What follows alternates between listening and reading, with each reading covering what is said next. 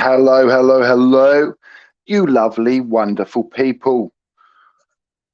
Give me a quick thumbs up if you can hear me. I'm pretty sure you can, but I did have a little trouble with this mic a couple of streams ago. So if you can hear me, just say hello and yeah, let me know. But thank you all, Sable Eagle. Yep, you can hear me. Thank you, everybody. We have 21 people here right now. Please do hit the like button, hit the share if you will. Teo, Isaac, thank you all. Legends, the lot of you. It's the weekend. It's in the evening. The missus out at work, and I just thought, you know what? Let's come and have a live. Let's do a live stream.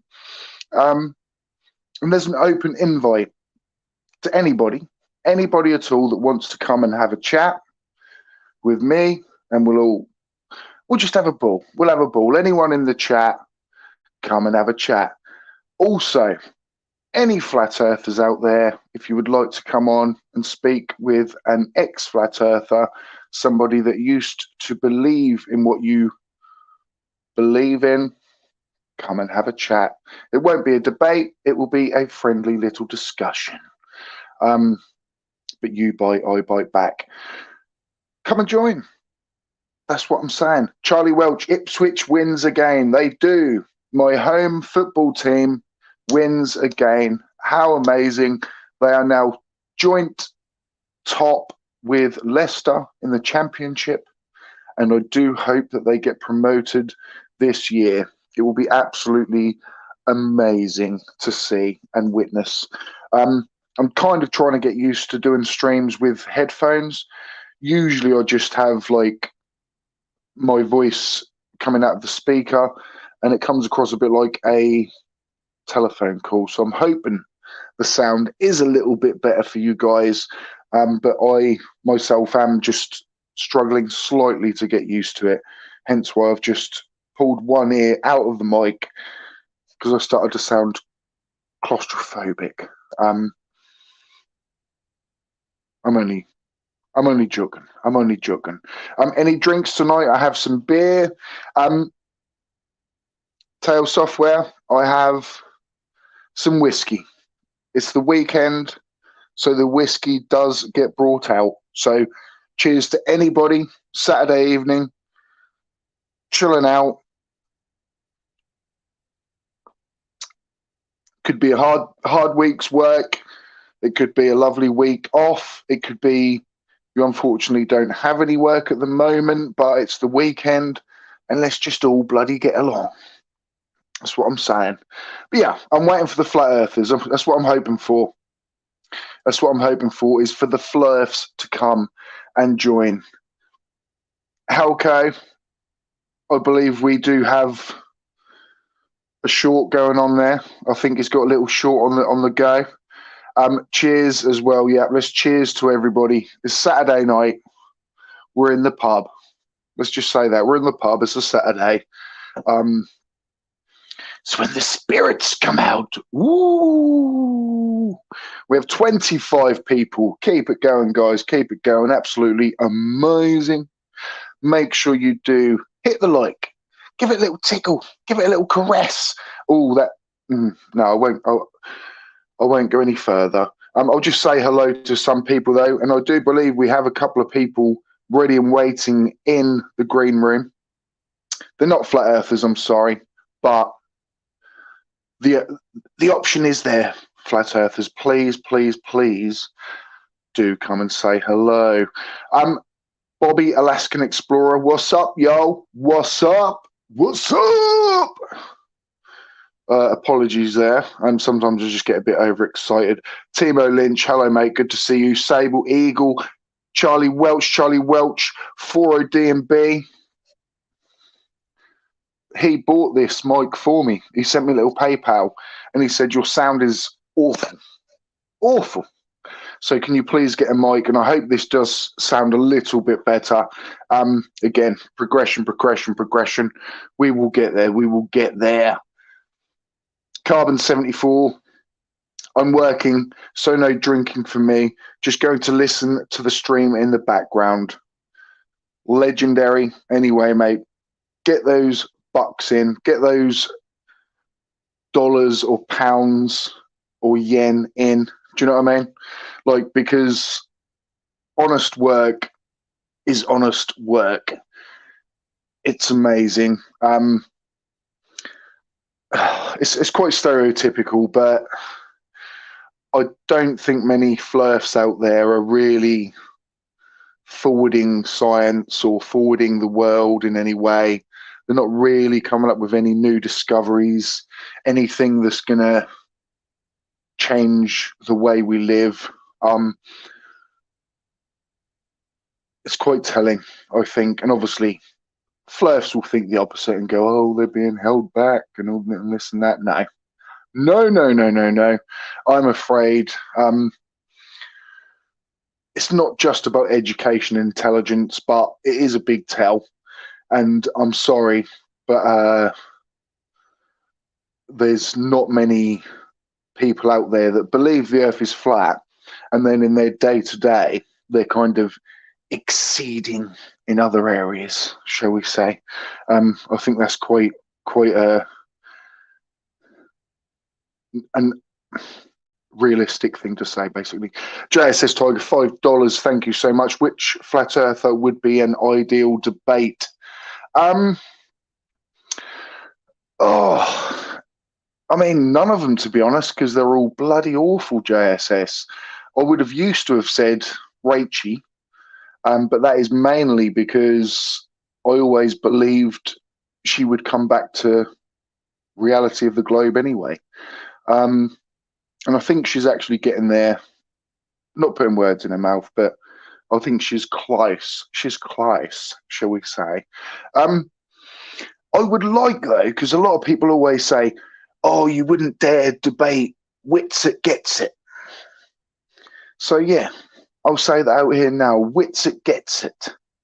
I would love to get it to him because of his, like, gish galloping crap. And it would probably have to be on somewhere like Modern Day Debates, and to a flat earther, it would still look like he destroyed me because he can gish gallop in ways that makes flat earthers lactate, basically. So it wouldn't be about actually defeating him or anything like that. It would be about the people on the fence, the people that are nearly about to jump. And hopefully they would be able to see that this guy, it's difficult, guys, right? Because I admit my weaknesses now. I admit my shortcomings. So in debates, it can come across like this flat earther just destroys me because they can talk bollocks, whereas I just won't, if you know what I mean. I used to, as a flat earther, I would just fill these sentences and just talk absolute crap. But clearly now, as a globe realist, but I also now admit that I don't really know actually a lot. You know, someone asked me about gravity. I'm like, what?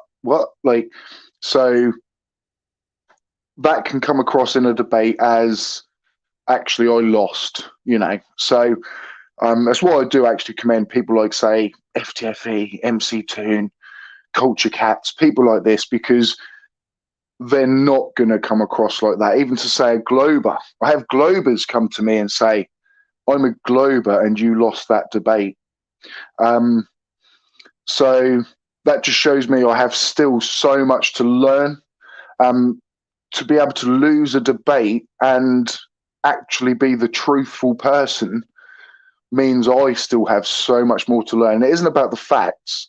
It's about how you present yourself and how, yeah, because people like Flatzoid and Whitsitt and all of these people, to the people that want to gobble up their bollocks, they're Einstein. You know, they are like the Dalai Lama. They are literally like people they're looked up to as hung on every word these people say.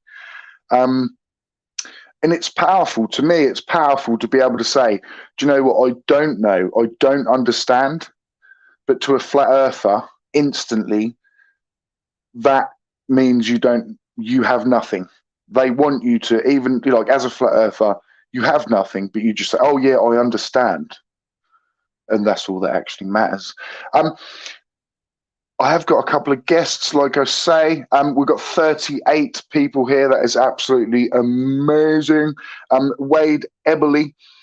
I wonder if Whitson actually believes it. His tactics. I thought I was starting to beatbox then for a second. I do need a sip of this. I wonder if Whitsett actually believes it. His tactics are so slippery, I wonder if he's actually fooled himself. And I do believe people can do that.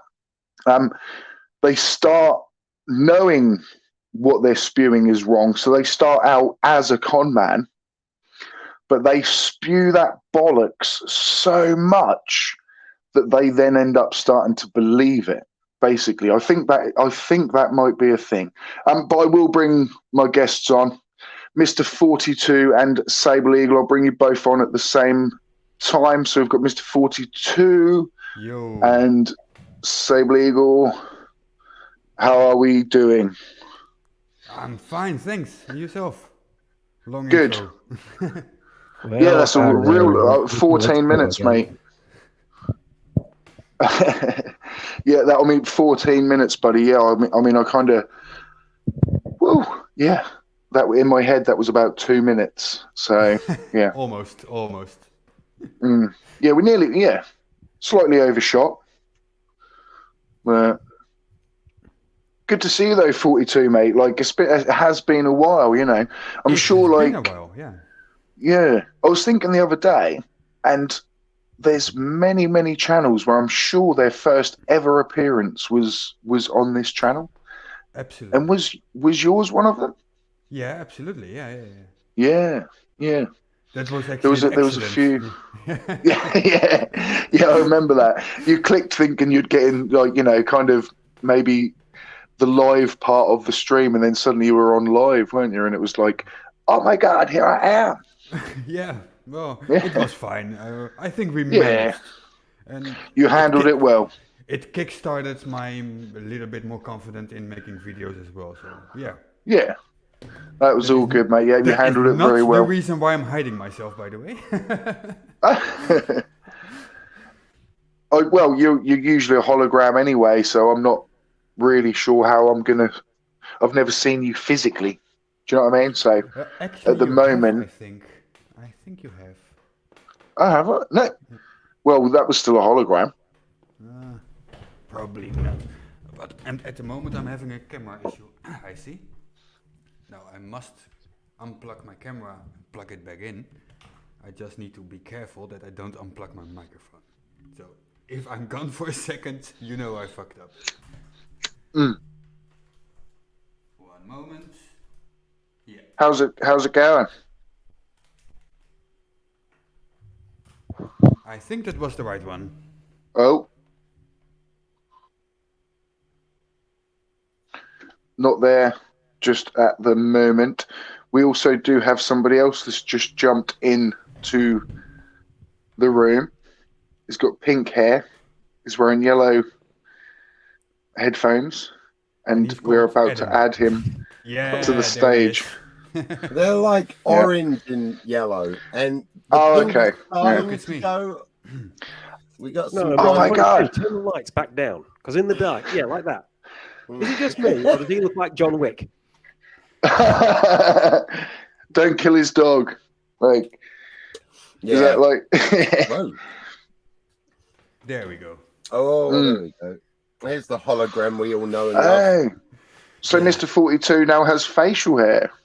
Yes. Yeah. That's a thing now. You've passed your teens. Finally, after so many years. We were actually just talking about the twin paradox a little bit, because we were watching some of MC Toon's debate against Som. And, you know, obviously Mr. 42's hologram is aging quicker than we do on Earth because of how fast he is traveling through space. Yeah. It happens. Oh, okay. Yeah. It happens. And I'm aging well quick. Like, I realised the other day, like I looked at a photo about 5 years ago, and this was, I'd say at least 80% sort of brown. And now, I mean, now look at it, like that. Dude, when I I'm was Gary when I was Lineker. staying at your gaff like a couple years ago, it wasn't completely grey yet, was it? No, that's what I mean. Like it's just these. I think it was actually the Mine's build up to catching the up. wedding. Yeah. Actually, kind of, the stress of the wedding build up led to this. But then, luckily, Elbow likes a bit of salt and pepper, so we're all right. We're all good. We're all good.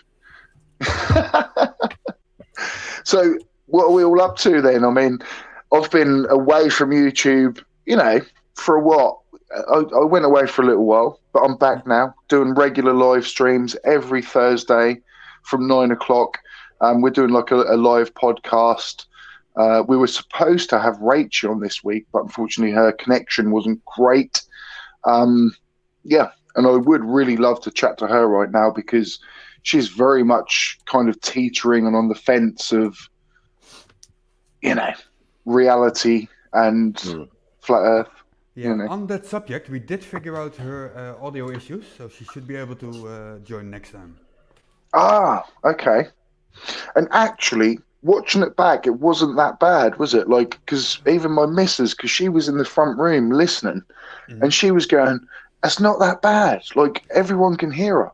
But in my ear and everyone else's ear, that was just like, whoop, whoop, whoop, whoop. And but if I'd have known that, I'd have kind of tried to overlook that. But it's so difficult when someone is just repeating in your ear. We did.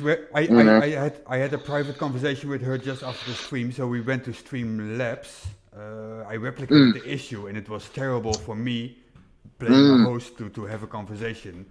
Then we changed some things, and at some point she clicked a certain button, and all the echo was gone.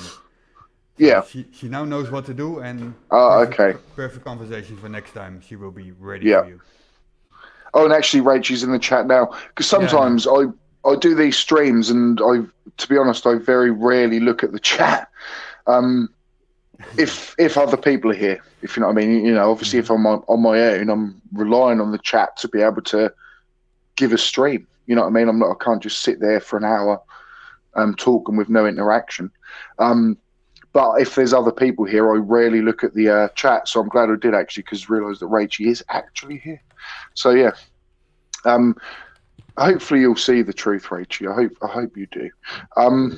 Always had faith. If you really want to get away from flat Earth, Rachel, you could do what I did this evening, which was for the first 3 hours of my almost 4-hour live stream, we watched CC Chris. And I want to make a correction. Don't ever do what Limey does. No, but if 3 hours of him doesn't completely scare you away from flat Earth, I don't know what will. Yeah. Scare anyone. Yeah.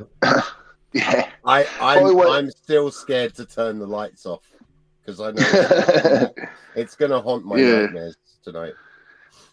What I always say about Rachel, though, and I think this is what differentiated her from most flirfs, is she asked questions further, if you know what I mean. I think, I've said this a couple of times now, but I want to keep it hitting home to people as to, like, this is critical thinking. This is actually being open-minded to be able to change your mind. But, when an Oakley or a Flatzoid said a thing, she would then really hammer that and question it over and over again.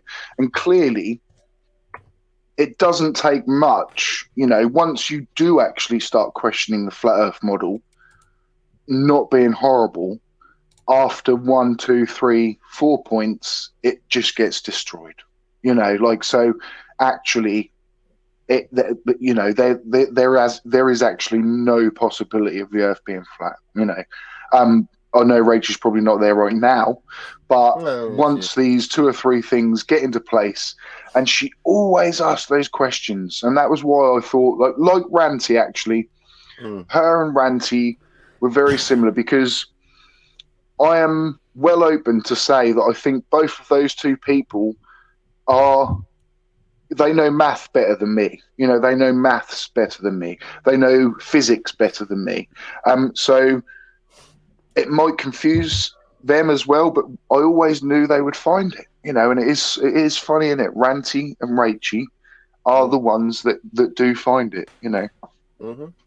Yeah, like you say, it's about asking questions and not just going in and doing a copy pasta like Gary Why Bother, you know? Yeah. So there's another creator I follow called Cyrus the Skeptic. He can hear you. It's this white guy, but if you look him up, you will see a pink slime cat girl with massive tracts of land. It was just something that happened over the years. But he talks a lot about politics and gaming. Just, you know, somehow these overlap. And one of the things he's brought up is thought-stopping techniques, which is a thing that comes up mostly in politics, but I guess in Flat Earth as well. Now that you've mentioned it, the thing about asking questions is people get conditioned to hear a particular word and immediately respond in a particular way that ends the conversation. So like if you mention refraction, someone has been preconditioned to scream at the top of his voice, refraction's been debunked, black swan, and mute you, rather than listening to you talk about refraction. that's like when someone calls me fat and I call them a... No, I'm not going to say that word on your stream. So, all right, I've got to go because my timer's just gone off for my pizza. I just want to put on and say hi, but I'm not going to eat on stream, you know?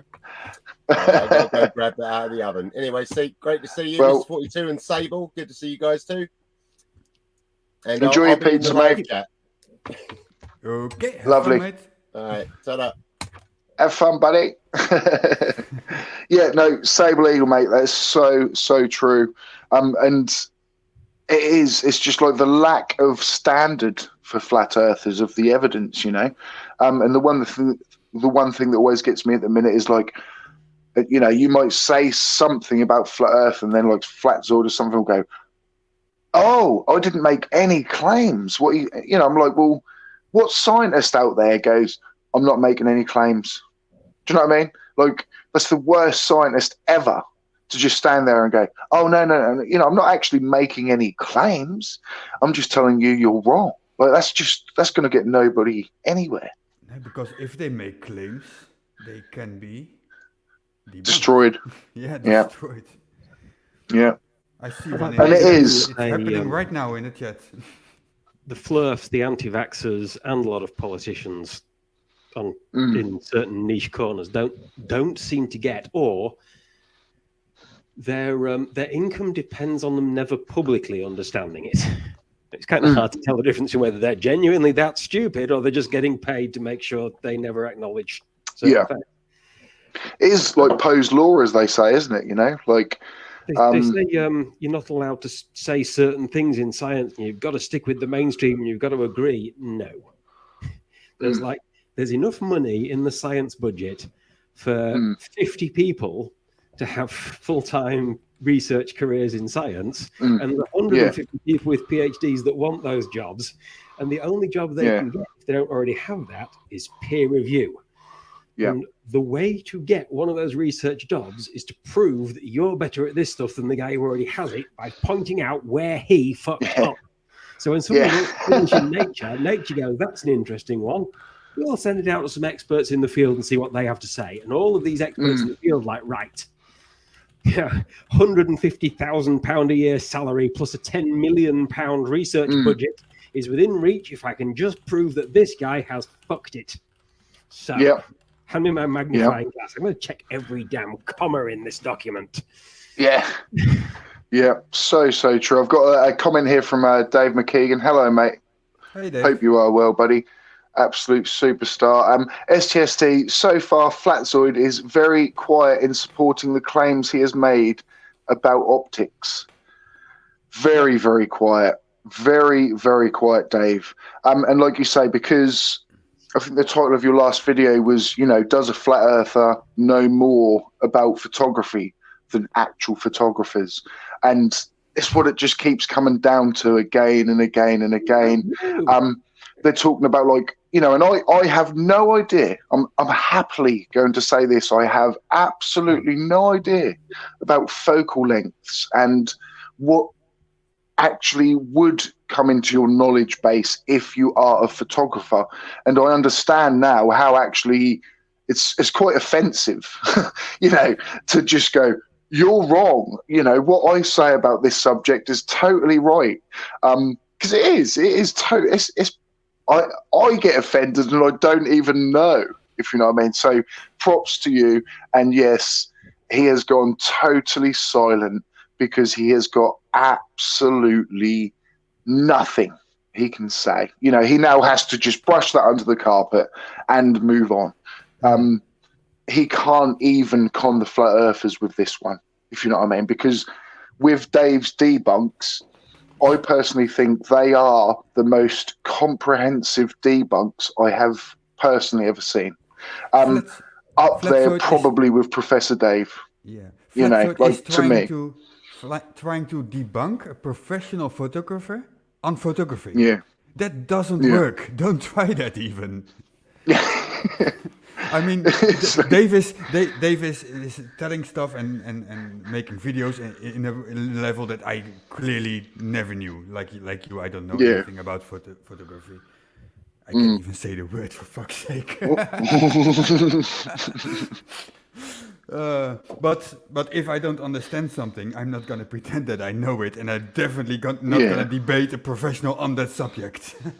Yeah, and that is it. You know, it's what brings in this whole post-law thing. I think, like, rounding it off with what Sable Eagle said is, like, you know, these people, the actions they make, it is so difficult to tell. Are they being disingenuous, or, like, do you know what I mean? Because, like, now I think I've got a more critical mind. I can see how ridiculous it is, if you know what I mean. So you're either not being funny, just being an idiot like I used to be, or you're a con man. Idiot. Do you know what I mean? Like, that's what I always say now. Like, you're either an idiot or a con man. Like, it's one of the two. Do you know what I mean? Yeah, absolutely. Yeah. What do you think, Sable Eagle? I think both is possible. At the same time, you mean? I can be an idiot and know that he's an idiot and not understand the subject and know that he doesn't understand the subject and still be a con man. Know that he's lying and be lying. Yes, that's so true. I hadn't thought about that. So there'll be people on that kind of level where they're like, I know the Earth is a globe, but I also know that I'm never going to do anything that's going to get my name anywhere in science. So I will now go back to kind of just as this cult mentality. People love to feel like they've got people following them, you know? So once they've got this fucking addiction as to, like, oh my God, like, and people like Mark Sargent, he knows the Earth is a globe. He must, like, you know, there's people of a certain ilk, and you're like, you cannot have got where you have and believe the Earth is flat. Like, they don't add up. And then there's the kinds that cannot go against themselves or what they are told from, in this case, the Bible, which that's what's happening in the side chat right now. He is not allowing himself to change his mind. No matter what happens. Even if you prove him wrong, he's still right. And he said so much. Yeah. And again, like, say, actually, with Mr. Professor Phil Bell here, next Thursday, UK time, 9:00, Phil Bell will be the guest on the STST podcast that is going out every Thursday at 9:00. And I'm so looking forward to that. And we are going to talk about thermodynamics, gravity, and again, things this man has spent his lifetime studying and working within. And what are we calling these guys? Are we going to call them all liars? Because that's what Flat Earth has to do. You know, we call these people that have built careers gone through like extreme learning, and you're just saying like, oh, they're all just lying to you. They're all lying or idiots. Maybe I categorize things too much, but again, like I look at it like that. I say a flat earther is either an idiot or lying, Both. or both. Yeah. So we've established that they could be doing both. And then what about, say, talking about Professor Phil Bell? He's either deliberately lying. What are the options? So he's deliberately lying, or he's an idiot. And I certainly don't think Phil Bell's an idiot. I'm going to say that right here and now. Or he could be an idiot and lying, and I don't think that. But we'll see. We'll see. Mr. Phil Bell will be joining us next Thursday at 9 UK time. I'm gonna be watching for sure. Yeah, I'm actually really looking forward to it because sort of gravity and thermodynamics. Can barely say it. Thermodynamics are areas that I know very little about. So yeah, I love talking to people that know more about subjects than I do. That can be very interesting, and you can learn a lot indeed. Sabo, go ahead. Another thing that the flirts like to occasionally bring up is there's the fat guy who dropped the microphone. Neil deGrasse Tyson. NDT, yeah. Seems to be his job to stand on stage and talk. Said that we don't understand how gravity works. And they latch onto it. It's one of these thought-stopping things. You don't understand how gravity works, therefore it's fake. Well, if I show you a big box with a tube sticking out of one end and a slightly curved box sticking out of the bottom and a handle and a shaped bit of plastic and a little tiny lever inside a loop of metal, when I squeeze that lever, it makes a very loud bang and something going to hurt them out the front end. There are dozens of ways the inside of that could work.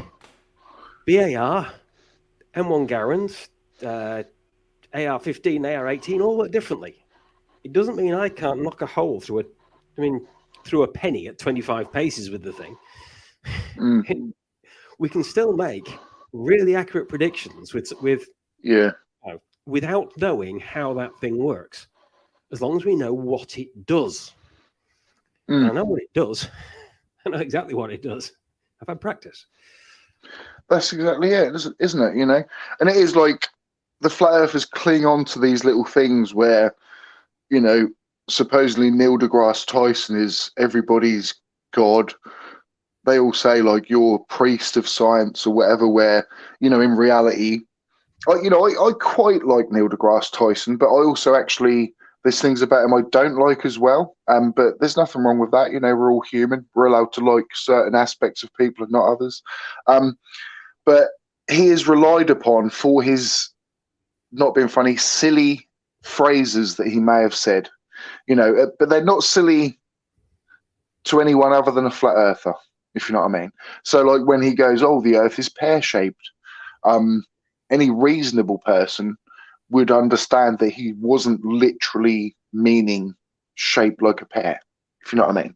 So he says things that allows the flat earthers to then latch onto something, when in reality, clearly, Neil deGrasse Tyson, he knows 100% that the earth is a globe, and he isn't the be-all and end-all of all science either, is he, if you know what I mean? He's just an entertaining science communicator, He's not the head of department at the university. He's the guy who can go on stage on TV and talk to people who don't have postgraduate degrees and people who don't have undergraduate degrees, and even to people who don't have A-levels, about the stuff that the people with the PhDs are doing at the universities and are learning. Yes. Yeah. And that's it, isn't it? He's trying to put things in layman's terms. Like you say, the pear-shaped or the earth looks flat from there. He's just trying to relay things into layman's terms. But of course, the flat earthers will latch on. Oh my God, he said this, he said that. Cherry picking. They are the absolute. I'll give them that. They're good at cherry picking, because they will only believe something that someone says if it confirms what they believe. You know, anything else, oh no, bloody no, hate him. You know, ask them anything else about Neil deGrasse Tyson, and they'll say he's a devil worshipper, and you know, he's part of the cult. And then suddenly, oh no, but he did say the Earth was pear-shaped, and you know, nobody can see the curvature from this height. What do you want, guys? You know. And he drinks smoothies made from lizard people's babies in the basement of a pizzeria in downtown New Orleans. Yeah, and that is it. And I mean, the sad thing is, like, because the last few live streams we've done, we actually have spoken about like corruption within government, and you know, this actually does go on. You know. But it's not about lying about the shape of the Earth, is it? And no, you know, it's like lying so they get in to be elected next. But this is where these confusions come in, you know, like the going back to say the parties at number 10 during lockdowns. The stuff that is coming out now during these kind of investigations is like, when people question our leaders, you then do think, they're lying about this, so why are they not lying about that? Why are they not lying about that? But I think, say, with COVID and the shape of the Earth, things like that, I always try and say, I believe there's a difference between a political conspiracy and a scientific one. So to me, the scientific one is like, is the Earth is flat? Well, scientifically, we can just rule that out. You know, like the Earth is measured not flat; it's measured as a globe. We travel navigating with the knowledge the Earth is a globe. So that conspiracy can just be ruled out. But then I think, yes, there are other conspiracies, but why would us people know about it? If you know what I mean, like there probably are things going on, and eventually they trickle down to our knowledge base that they effed up here, they effed up there, and this and that. But at the end of the day, those riches F up everywhere. Yeah, which they do. Yeah, they do. Which is, like I say, is they fuck up massively, but not scientifically. Like to me, you can't fool science in the long term. I think that's what I'm trying to say. Like, so you could fool politics for a while, but say even with COVID, when people go, that was fake, that was this, that was that. But then there's science that backs these things up, aren't there? You know, and with the quality of the vaccine, and you know, this and that. And once things are all weighed up, you do have the data that you can look at. But people are scared of that. Way back when it was being updated on a daily basis, and I noticed something that had me worried for a while until I figured out it was actually an F up, not the problem I'd seen. That right. Because we didn't do the sensible thing, which was actually in the 1995 film called Outbreak, where they had a much more deadly but actually more easily contained virus, because if you were exposed to it, you were dead within 48 hours. Really Bloody easy. Hell. Yeah. Everybody stay inside for the next 60 hours. 60 hours from now, if there ain't a dead body in your house, nobody in your house is infected, you can go back to living your life. Problem solved, you know. You don't even need the tap water to survive 60 hours, let alone you need to go shopping. So it would have been fine. You know, with a 3-week incubation period like Ebola has, that's actually scarier than within 48 hours. By the time you notice, holy shit, someone in New York has got it, they got it from someone on the subway who was on his way to JFK and has since flown to London Heathrow and gone to King's Cross and up to Edinburgh. How many other people have got it before you even know? 48 hours, easy to trace. But because we didn't have the lockdown, because it was all over the world, and because people are moving from community to community and mixing it around, people who've had one strain then get infected with another. It has, because we have hundreds of millions of cases, it has hundreds of millions of opportunities to mutate. Yeah. And in most countries, we had a wave, and a wave of cases very closely followed by a wave of deaths, because you have that like 10 days to hospitalization, 5 days from then to death, or 21 days to clear. And then there's another wave of cases, another wave of deaths. And the relative sizes of the waves change. When the vaccines roll out, the wave of deaths got a whole lot smaller relative to the wave of cases. Once everyone's vaccinated, you relax restrictions, you get a phenomenal number of cases, of which 1% actually makes someone ill, and the rest of them are just picked up on routine screening. So in most countries, we had this wave of cases, wave of cases, wave of cases, wave of cases. We had wave of deaths, wave of deaths, wave of deaths. Just a few deaths. And in Russia, they had wave of cases, huge wave of cases, wave of cases, small wave of cases. They had wave of deaths, huge wave of deaths, small wave of deaths. Absolutely massive spike in deaths. And when I saw that, I thought, oh shit, Russia has got the new strain. And somebody is going to bring it from Russia to Ukraine, and from Ukraine to Poland, and from Poland to France. And the whole world is going to be dealing with this new extra deadly, apparently super infectious and very virulent strain. Yeah. Since then, that hasn't happened. And I've found out what actually happened. The actual reason for it was that Russia went, right, everybody's being vaccinated, we can totally lift all restrictions, and their vaccine wasn't worth shit. Oh. Because Russia used their own vaccine, didn't they? Everybody else is using one of 3 that was developed with the rest of the world's technology. Yeah. Except North Korea. We don't know what happened there. Russia was using the Sputnik vaccine developed with Russia's technology, and we know how well that works now. 6 feet out the launcher and fall back down. Yeah. They said it's okay. You've all been vaccinated with our vaccine that's better than that Western vaccine, and it wasn't. Yeah. Oh, okay. I love it. I mean, that's what I mean. Like after the fact, or well, hopefully after the fact, how we can now look at data like that and kind of analyze it and realize, like, you know, after a year later, we've got enough actually to be able to analyze that this is why that happened. I remember a few people actually when they were saying like, oh, with the UK vaccine, why has it gone to, what was it, Pfizer and Moderna or something like that? And a lot of people were saying like, you know, oh, why, you know, these big pharma companies that are doing this, why would it go, you know, why would these contracts go to these people? But then why wouldn't they, if you know what I mean? Like if you look at this like an actual, like from another perspective as to if you were creating a vaccine, would you prefer the creators and the people that are going to research this vaccine to be people that have already done this for like 30 years, 40 years and been at the top of like the scientific world?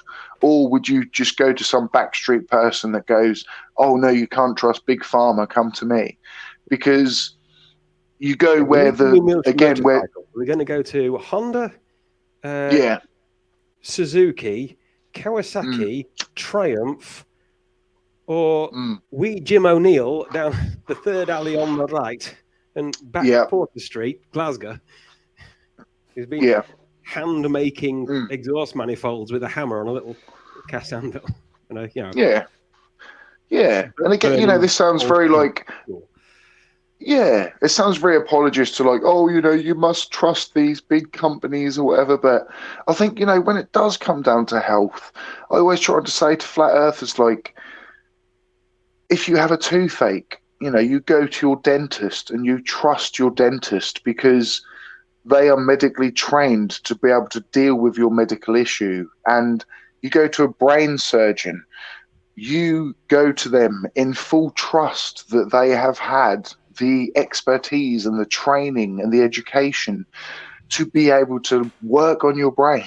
If you know what I mean? Like, so why do we suddenly rule out these other professions just because it confirms that we're not right?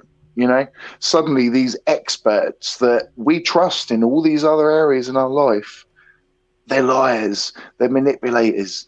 Why? You know, like why would they be? That is a really good point, especially on a virus pandemic. just assume for the time being that the government are selfish, narcissistic, nepotistic, corrupt, money grabbing, no about anybody's well-being except, and just want to milk the country for as much money as they possibly can during their lifetimes and then hand over a cushy job to their kids. Exactly like a plantation-owning family in the antebellum US South. Is it in their interests to have a healthy workforce or a workforce that's been crippled by a highly infectious respiratory disease? Is it in their interests to have a workforce that is mourning the deaths of all their children, or to have a workforce that's focusing on work? Yeah. Is it in their financial interests for us not to know how to make our food safe to eat? Or is it in their financial interests for their workforce to take as few days off sick with diarrhea as physically possible? Yeah. Like, even if they're exploiting you, even if they are view themselves as farmers as you, and you as the cattle, never mind the chattel, you still want your livestock to be as healthy as possible. There is no even psychotic, rational reason to want the population to get sick. Yeah, that's exactly it. I mean, because it's again like the cognitive dissonance, I think, with conspiracy theorists is like at one point we're all tax mules, we're all ants, we're all worker ants, we're filling the tax pockets of all these people out there, and then the next it's like everyone's trying to kill you. You're being tried to kill with chemtrails. They're trying to kill you with this. They're trying to kill you with that. They're trying to make you suicidal. And it's like, well, what do they? Do you know what I mean? Like, are we all worker ants? Which I'd probably say we're close to that, to be honest. Or are we all like, are they all trying to kill us all? And do you know what I mean? Like, because to me, if the government wanted us all dead, it wouldn't be that difficult. Do you know what I mean? Like like someone said before, like spraying chemicals into the air, like 30,000 feet up, isn't really the best way to deploy chemicals upon us. Do you know what I mean? Like, yeah, there's much easier and more efficient ways to do that. Absolutely. So like, so it just rule that one out. Greg, apparently there's someone in the waiting room. Oh, sorry, Miss Tiny Captain. So now we have a 50% Dutch stream. 50% Dutch. Yeah, there we go. Yeah. And we got Sable Eagle as well. Where are you from, Sable Eagle? Yorkshire. Can they not tell Yorkshire. No, to be honest, mate, no, because you don't sound very northern to me. Is Yorkshire northern? I think it is, isn't it? Yeah. No, mate. Got that accent. Got it beaten out of me in Catholic middle school, and then, of course, when you join the army, you end up in Bedfordshire, then Dorset. There we go. And then Lincolnshire. And yes. You pick up this sort of generic accent that all of your colleagues and all your American colleagues can all understand. Yeah. No, I like it, mate. I like it because it's would say it's a little bit of something from very many places, which I like. Tiny Captain, how are you? Yeah, I'm good. How are you guys? Good. Yeah, man. I love this. Like, you say, like, what is the stream's 50% Dutch? I will raise that and tell you the stream is 75% Dutch. Oh, crap. The snark is inside chat. There we go. Yeah. So it's 75% Dutch now. And we got another guest as well. We've got an Aaron. I'm not sure who Aaron is, but we're going to add him. This is what it's all about. We're just going to get it going. Hello, Adam. Aaron. Oh, Aaron, sorry. Hey man, how are you? Yeah, good. Mm-hmm. Good. Yeah, you don't know me, but you've probably seen me in some chat, YouTube comment threads and stuff. But we've never spoken. But I've been around a very, very long time. Since 2016. Okay. Yeah. So I joined. Oh, sorry, go. no, you mate, you carry on. You carry on. Yeah, I joined when just before. Well, listening to your COVID chat before was enough to make me back out. But I was just interested in. I guess we're all watching the downfall of Flatzoid in a very slow train wreck, and I was wondering your thoughts on what do you think? What are you predicting for him? And congratulations, Mr. 42, on your stuff about him too. It's absolutely genius. Sorry, I Oh, was mate. I was actually having a conversation with chat. What stuff did I do? Your Flatzoid uploads. Yeah. If you make a claim that something can be visible in South Africa, don't paste photos from Taiwan. Yeah. That is not gonna Yeah. fly. Oh yes. Yeah. Mate, is this is it Aaron Armstrong? Yeah, that's it. Yeah. Yeah. Okay. I've just There realised we who you go. are, mate. Yeah. Yeah. I've definitely heard your voice on Flatzoid streams. Coming in at a reasonable tone, and then other flat earthers. So yeah, I definitely recognise you, mate. Aaron Armstrong. You're often in his comments, just showing him up to be an absolute buffoon. So yeah, it's just clicked, mate. Who you are, yeah.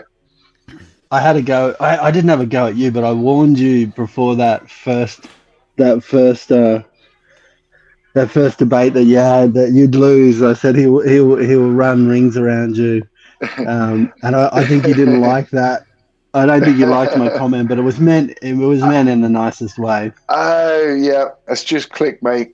Yeah, I mean, to be honest, he did in that first debate. I will hold my hands up. He ran bloody rings around me, but he's a professional kind of idiot debater, I suppose, isn't he? But yeah, I think like the next time I went on there, I think I held my own a bit more. But yeah, no, respect to you, mate. Respect to you, buddy, because I don't think do you make content of your own, or you're just more. No, I have made a few little demonstrations and things, but I have pretty bad anxiety, and I don't like putting myself in situations where I can be criticised either. I tend to overreact to criticism, so Same even as me. stepping in, Same as me, mate. Yeah. Hence why I bit when you said that. Yeah. Even stepping anywhere near a flat earther, they're just gonna, they just hate you anyway, and so I don't handle it very well when they misinterpret what I say or twist things that I say. So, but I just was he's working so hard. Like he works so friggin' hard. He must do 10 hours a day, and then he's doing 4 hours a night. And he's got a family and stuff, and he just in the last month or so, you can see this gradual kind of degradation or like just making more and more errors, and refusing to even apologize to them or fix them up or anything like that. Yeah, I think his have you seen much of Nathan Oakley? I mean, yeah, I stopped watching a few years ago. Yeah, I mean, to me now, Flatzoid is the new Oakley. So he is, probably, there's 51 people here. Probably all of us now don't even bother watching Nathan Oakley because it just got to that point where, like, everything had been asked. He'd basically just effed off every person willing to give him an opportunity. And I see that happening with Flatzoid now. Like you say, within that last month, it is just at that point where I think he even said to a channel called Earth is Life. I was watching the live stream, and he said, "I'm not even going to respond to you unless you give me a super chat." And it was, and it was at that moment I was like, "You've checked out Flatzoid. You realise because he was asking him about the measurable difference between the Tropic of Cancer and Capricorn." And Flatzoid clearly knows he's got no answer for that. He cannot answer that. So he went, I'm fed up with this, unless you pay me now, I'm not even going to answer you because you're not worth my time. And to me, that was actually him doing the Nathan Oakley checkout was, I've got nothing. I'm happy now to just stay here and take as many super chats as I possibly can, because, and again, actually in my secondary, sorry, mate, carry on. I actually got banned from Flatside side chat before he actually did it on subscribers only. Just because somebody asked me if I was a real nautical sailor, and I said, yeah, I'm a real merchant navy captain, and then I was kicked out. Yeah. Yeah. Oh, How dare you have a profession that debunks their fantasy? Yeah. How dare you debunk my world? We do have a $5 super chat actually from JSS Tiger. Absolute superstar, mate. Thank you so much. All Flatsoid does is wordplay. Him and FTFE over half an hour of definitions of force and gravity. It's this, yeah. It's the only place they can go, isn't it? Like, oh, is gravity a force? Isn't it a force? Who gives a shit? Do you know what I mean? I'm not being funny, but who actually gives an absolute crap about whether gravity is a force or not? Because it's measurable. It creates a force. It creates a force. Yeah. So like, I'm not even going to go there. I'm not even going to go there. But it's measurable. Do you know what I mean? Like I said the other night, is like we fly planes, we get to destinations, we build things with gravity in the equations. These things stand up. So to me now, that is like, this is evidence of gravity. Like that nothing goes wrong with it in the equations. Do you know what I mean? Like, if it was only density, all the ships were actually lying on top of the water and not float in the water. Yeah. Yeah. Yeah. So true. So, something I have to say. Sorry, it's very off topic, but I do have a tradition and I have to break it this time, Greg. Usually Little Miss 21 comes on for a little while, but she fell asleep. She is sleeping. So I have to break the tradition today. Sorry about that. You're all good, mate. You're all good. Now we lost someone. She must... oh, no, we've got here, Sidro Italiano, Angiolite, Amstel. Yeah, loving it, guys. I'm one of the only sober person in the room. I've made that mistake before. Strongbow cider. Yeah. Well, no, I actually I don't usually like Strongbow cider, but I don't know if you can see, where is it? Tropical cider. Oh, it's a bit overexposed on that but one. I have this one for occasion. But basically, it tastes like mango. Tusk might appreciate that, Captain. Yeah. Is Aaron back in the nice whiskey as well? But I keep it. No, Aaron's not in the waiting room at the moment. No, but that was actually I did love Aaron jumping on there. That was pretty cool. Seen him a lot over on Flatsoid's channel, and another guy as well. But I just love seeing that, like don't just go over there and say the odd comment. Like, if you're gonna go over there, bloody go over there. Do you know what I mean? And I absolutely love that. Rachie, I mean, what's your connection like? The link's up there. Do you want to jump on and say hi? It would be quality if you could. It's pinned in the comments. So, yeah, anybody at all. If you want to jump on, come and jump on. We've got 56 people here. That's bloody amazing. I think that's brilliant. If you wouldn't mind smacking the like button whilst you are here. Maybe if you're not subscribed, hit the subscribe button. Oh, excuse me, Saturday burps. Yeah, live every Thursday as well from 9. Next Thursday, we have Professor Phil Bell, and we're going to have a little bit of a presentation about gravity and thermodynamics.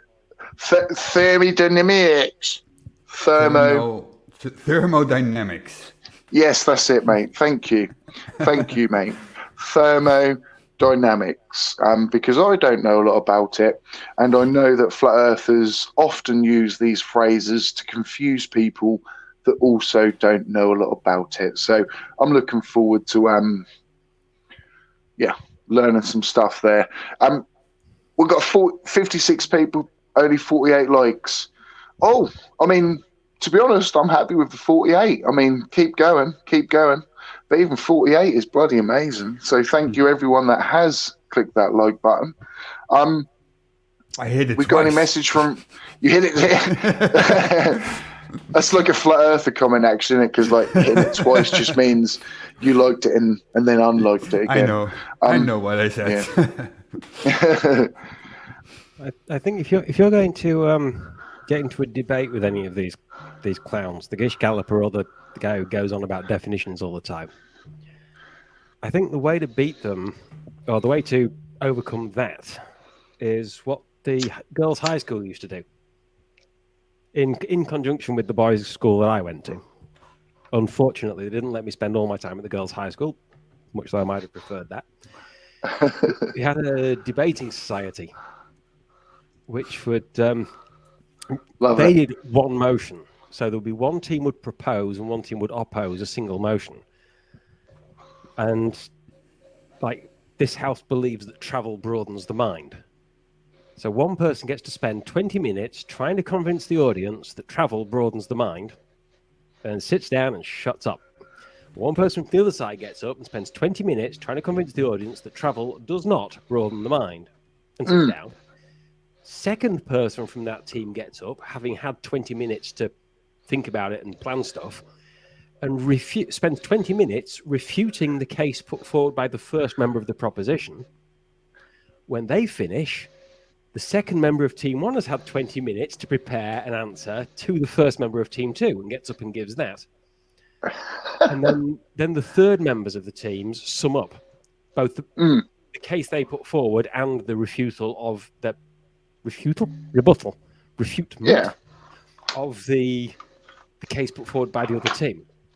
So you would slightly change it where it will be this, one team is arguing in favor of irregular geoid that is everywhere within approximately 100 meters of an oblate spheroid with polar radius 6,356 kilometers, 752 meters, and equatorial radius 6,378.137 kilometers, rotating once every yada yada yada blah blah. Everything on the NASA website, and the other side has to put forward a case that the Earth is specifically something else.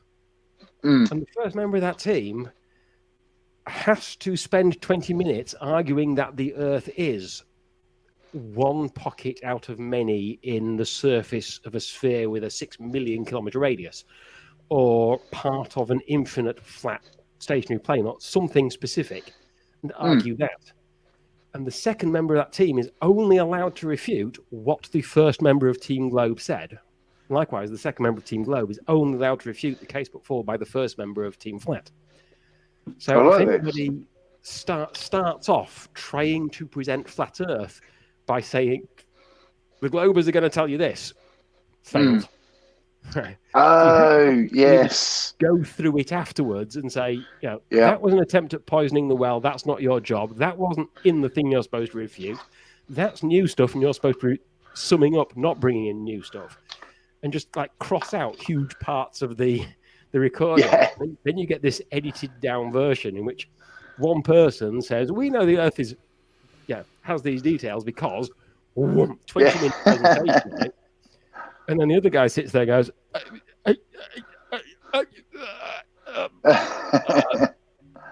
and runs out of time because literally everything he did was disqualified. He didn't do his job.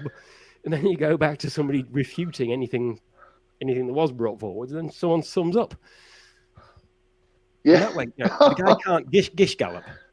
Yeah. Well, I love that. The first one can, but you get the chance to then spend 20 minutes refuting a whole lot of his gish. Yeah. I love that because, like you say, it's the formatted debate, within the structure of what actual debate should be. You know, because I do watch a lot of debates away from flat Earth, which, you know, really a flat Earth debate isn't an actual debate, is it? You know, we all know that.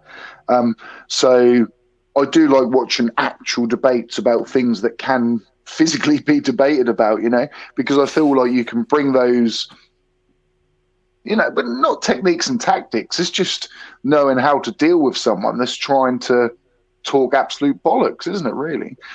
We do have another guest, actually, to join as well. We've got Dave McKeegan, Super. absolute legendary, to jump on. Dave, mate, how are you? Are you there? Yeah, I'm good, mate. I can't stop for too long, but I thought I'd just pop in and say hi. Oh, mate, Legend. hello to you as well. Yeah, man. It's just Hi. brilliant to think that you clicked that link, mate. So I didn't mean to rhyme that, but yeah, I mean, how did you find this whole movement, dude? Like, what brought you to these areas of YouTube? Well, I was it started off on Facebook, to be honest. Because I used to do it was always just photography videos on YouTube. And then on Facebook, I'd just waste so many hours arguing with people about the moon landings and flat Earth. And I just, because I'm an argumentative git, I can't just put like a 2-word response to someone. I've got to put a big, long essay explaining everything. And I just got sick and tired of explaining the same things over and over with the moon landing. So I thought, I'm just going to make a video about it, because it was to do with the moon landing photos anyway. I thought I'll just make a video about it, and then I can just link it. And then that video did really well and sparred some responses. And then I thought I'll just have a pop at flat Earth, and then the world collapsed around me. Oh, mate, yeah, that's brilliant.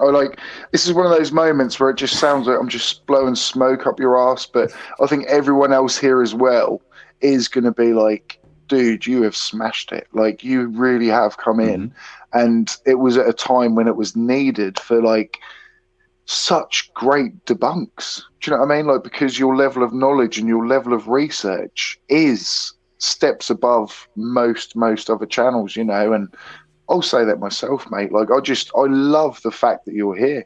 So, yeah, just thank you for bloody stepping along, mate. Oh, my pleasure, mate. My pleasure. It kind of annoyed me in the beginning that he is so good. Me too. I learned to live with it now. I must learned admit. to live with it. Yeah, I started doing it to piss off the flat earthers, and I wound up pissing off the globers instead. Yeah.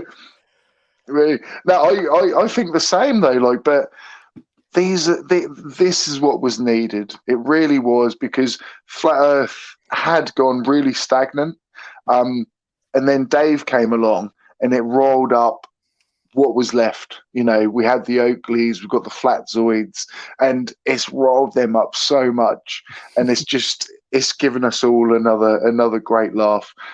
Yeah.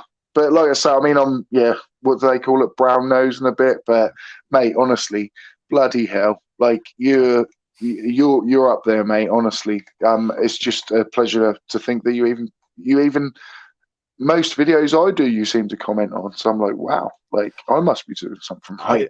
I try, and I to be honest, I don't get much time to sit and watch people's YouTube's videos these days. It seems to be a lot of doing bits of work and that. But yeah, I do try where possible to sit down and watch everyone else's videos as well. Mate, that's awesome. So who would you say is the flat earther that triggers you the most? Like, what was the one that we've got Brianna Johnson here. Calm down, STST, major fanboy. I can't help it, Brianna. I can't help it. I used to do the same to Eric Bay, though. Do you know what I mean? Like, so I've moved up in the world. So who would you say though, Dave, is like the flat earther that you just like triggers you the most? I don't really think any of them do trigger me per se. There's none that are really like, I don't get annoyed by them. Yeah. So much. It's more just like, I think they more just give me a headache than anything else. whether that's what they're saying gives me the headache, or me pounding my head against the table gives me a headache. I'm not really sure. Yeah. But no, I don't stress too much about it. It's more just I try not to take it personal. I know most of the people who were making the videos probably don't actually believe what they're saying. Yeah. Like right now, I can't believe how quiet Flatzoid's gone with regards to my video. I was expecting a response, something from him, even if he said everything wrong. I thought he'd at least do something. Yeah. Because that's what he normally seems to do. Well, like I did the video a couple of weeks back, more just the one I did about gas pressure next to a vacuum, more just me splitting hairs because I knew it'd annoy people. And he was instantly straight in that. I think I put the video up at 3 o'clock, and at 7 o'clock he was going live to talk about it. Yeah. I thought he'd do the same with this, and he's done nothing. So it's like, I know he's seen the video. He's commented that he's seen the video. He's mentioned it in his own live streams. He's like, yeah, there's differences between the pictures, but given no specifics. And I think I've just backed him into a corner that he knows he needs to. He either says something and risks getting it wrong because he's got no information to go off, or he doesn't say anything and basically admits he's talking crap. Yeah, yeah, but obviously to the flat earthers though, that kind of silence, they won't notice that. They'll take that as like, oh, he didn't even need to mention it. It was so debunkable that he didn't even need to mention it. I've got a €6.66 super chat. Flurfers know a lot about thermal dynamics. Yeah, I probably know more about thermal dynamics than I do thermal dynamics, I must admit. The snark. And I did see their golden skeptic. I saw a quick message somewhere saying that I missed a super chat maybe. I'm so sorry if I have, buddy. Really, really didn't mean to. You have been a day oneer, and I am not certainly deliberately missing super chats or anything, mate. It would just slipped my eye. There must have been a few comments that came in at very similar times, and I missed it. I'm very, very sorry, and appreciative of any super chat that you did send there. Yeah, thank you very much. We've got Gary Y. Benga as well in the chat. But yeah, Tiny Captain, have you done any debunk videos recently, or are you? You have? What have you done? Oh, I'm was a bit busy. My wife now, well, I didn't. I'm working on a few. One is a quite big one. It's a manual calculation with a sextant to actually debunk all flat side claims about sextants. And I have a few small ones in the work, but my wife just finished her studies and is setting up shop and everything. So I'm busy with that. Okay. And I been away about 80% of this year already at sea, so I didn't have much time. So I'm working on it, but I don't have much time for it yet. So I'm trying to get some videos out again. That's the thing, innit, mate? Like life just suddenly crops up and gets in the way, doesn't it? But it's always good to see you though. Like I say, mate, as soon as I see your name in the chats often, I'm like, what a legend. And again, you're a captain. You're literally a captain. You navigate around our globe. So, you're someone that lives day to day, traveling around with the knowledge of Earth being a globe. So your videos do come with that expert knowledge as well, so people will learn things from them as well, mate. So yeah, love it. Same as with Dave. I try to use my own job to actually debunk flat Earth. Yeah, and why not? Because again, sextants only measure angles. I mean, Gary Weibenga, a lot of flat earthers claim you can only measure an angle from a sort of flat baseline or some ridiculous thing like that. No, yeah, But actually, I even carry on, buddy. Yeah, it was me that actually made because the you're little messing emoji an about that angle one with the caption "T Brown in is a the- fucking idiot" at the bottom. Because they're claiming, well, specifically Nathan Oakley is claiming, and all the others are parroting his claim, that you wouldn't be able to use a sextant to measure an angle between the horizon and a star unless the sea surface is flat. But in what little footage I have ever seen of people using sextants, they have always been standing on the deck of a vessel, not eyeballs deep in the fucking sea. So you're not measuring an angle between the sea surface and a star. You're measuring an angle between the light coming to your eyes from the horizon and the light coming to your eyes from the star. Yeah. The sea surface. The other thing is you need to you need an horizon. And to get an horizon, you actually need it to be a globe, or else you won't just get a line. To get a short horizon, you need the sun actually going behind something, and that's the curve. Yeah. If it's flat, you will just see some haze or whatever. So where do you point your sextant at? I mean, there was the whole $10,000 MC Toon challenge, like if the earth was flat, someone would have claimed that, wouldn't they?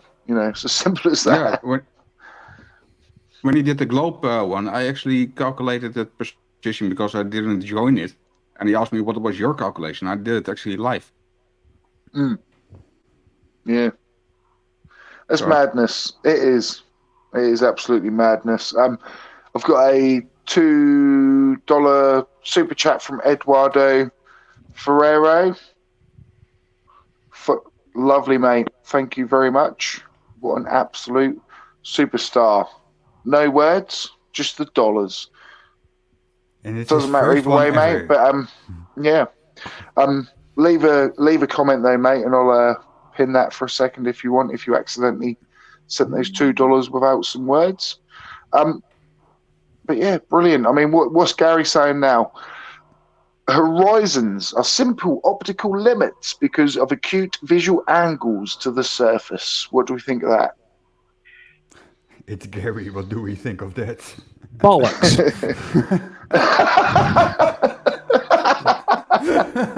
Thanks for the word salad, Gary, but I've already had my dinner. If that's the case, you won't see a sharp horizon.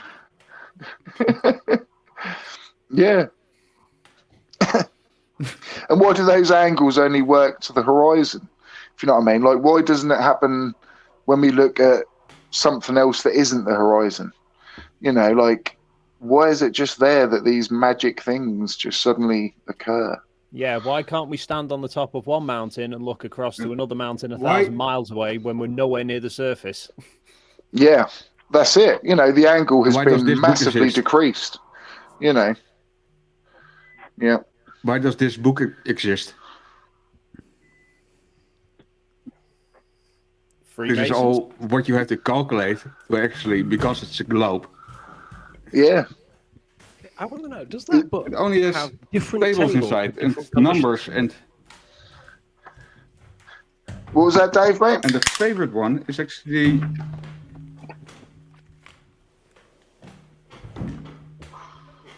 That wasn't me talking, mate. Oh.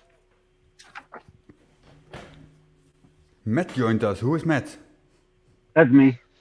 Hi. Hey, Matt. Hey. Who are you? How are you? Introduce yourself.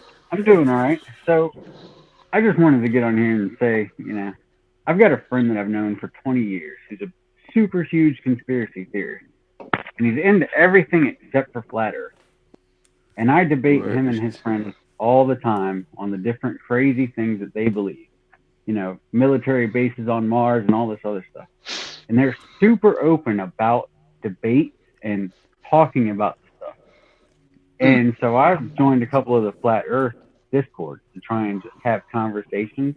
And I've realized that group, they get people in there to believe them and join this close-knit community, but then they are so aggressive towards anybody that opposes them to where there's no real open conversation about it. And the people that I feel the worst for with it are the ones that aren't on YouTube, that are in there because they want to be part of a community. And then they know that if they leave that community, 80, 90, 100% of people that they consider close are not going to accept them anymore. And that's probably the biggest thing that bothers me about Flat Earth. Well, so obviously, say with your friends and everything, like why are they not going to Flat Earth, do you think, but like other things? Because they're open to debate, and like they've talked to Flat Earthers before, and when they go back and forth saying, hey, convince me to be a Flat Earther, and they, you know, there's no open conversation, they're no longer interested. Yeah. Because they, you know, they have things that they think, you know, proves or validates a lot of the conspiracy stuff they believe in, and they're willing to talk about it, you know, and disprove it or back it up, or, you know, well, you are right, that, you know, that's not true, but then I have this other stuff that proves that there's a, you know, military base on Mars with aliens, you know? Yeah. And so it's just, I feel bad for a lot of people, because you try and talk to them, you can tell they're smart, you can tell that it, what you're saying makes sense, and they are coming up with anything they can to defend their position, because, you know, it seems like it's more than just a position. It's like, this is where I belong, so if you prove it wrong, then I don't have anywhere to belong anymore. I think you just sort of said it there, actually, when you said your friends would say, like, this is where I belong. Once you believe and once you're part of the team, it's so hard to, you know, you're not, say, you know, if you follow sports or something, once you follow a team, it's very rarely you're going to, like, change affiliation to the team you follow. And it's very much like that with Flat Earth and Globe. You know, we go, oh, we're the Globe. Well, we don't say that, but, you know, people go, oh, the Globers, the Flat Earthers, and it's just us versus them. And it becomes like that, I think, you know, so it does become just people look over evidence or facts, you know, just to carry on believing what their mates and their team believes, you know? Yeah. It's, like I said, this is the thing that aggravates me the most. It's not even about believing that the Earth is flat. It's just the fact that if you go against your team, then you're no longer a member of that team at all. Yeah. I've heard stories about people that left Flat Earth and, you know, got cut off and then had nobody because they cut everybody they knew off when they joined Flat Earth. So you know, the people that make money off of Flat Earth on YouTube are preying on these people to make money and freaking leave them with nothing at the end of the day. Because if they change their mind, then now they already, you know, dropped everybody they knew before, and they're going to get kicked out of the groups that they know now. So they're going to be by themselves. Yeah, I think that. If, I wonder if some of it for some people is almost that they have a need to feel like the authorities are lying to them. They're just so instilled that they can't trust the authorities that they think the globe is a lie, but that's it. That's as far as they go. They're not interested in what the truth actually is. It's just, you know, whatever the official narrative is, I have to think that's a lie. So you look at Nathan Oakley and that flat Earth debate, even though they never actually debate flat Earth at all, but they've done like 2,000 shows, and even amongst the small group of people that are in there, they can't actually agree amongst themselves what flat Earth is, how it looks, how it works. They're just it's not a globe, and that's it. Yeah. They're happy with that, aren't they? You know, they're happy with that final answer as being like, I'm right. You know, as soon as they're in their head, like, oh, I'm right about my beliefs, they do not even go back to even question it, do they? No, I do have a £5 super chat from Fairy Muff. What a name. PJ on the Flatzoid show is still cross with you. He said you never.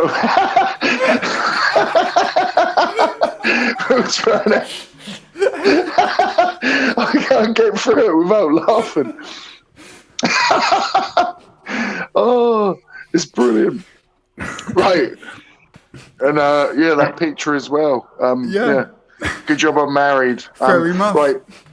PJ on the Flatzoid show is still cross with you.